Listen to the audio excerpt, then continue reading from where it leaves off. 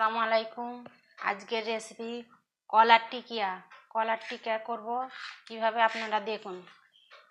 কলাকে সিদ্ধ করে নিয়েছি, আলু সিদ্ধ করে নিয়েছি, পেঁয়াজ বাটা, কাঁচা লঙ্কা কুচো, আদা রসুন বাটা, বেসন, জিরে, লঙ্কা, হলুদ, ধনের গুঁড়ো।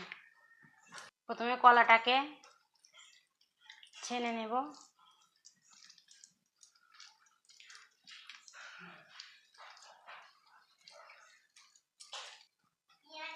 কাঁচা লঙ্কা, আদা রসুন,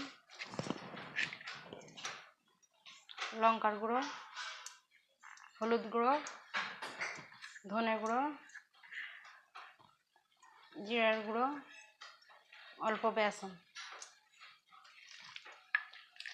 লবণ,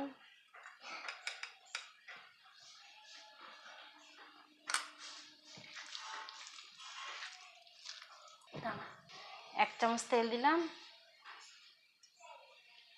সরষের তেল। দেখুন বন্ধুরা, এইভাবে মাখাটা হবে, এইভাবে মাখিয়ে নেবেন। দেখুন বন্ধুরা, একটু হাতে অল্প তেল নিয়ে এইভাবে গোল করে নিয়ে কড়াতে ছেড়ে দিতে হবে।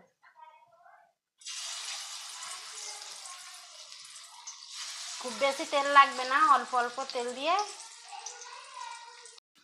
দেখুন বন্ধুরা, আমার টিকিয়া ভাজা হয়ে গিয়েছে।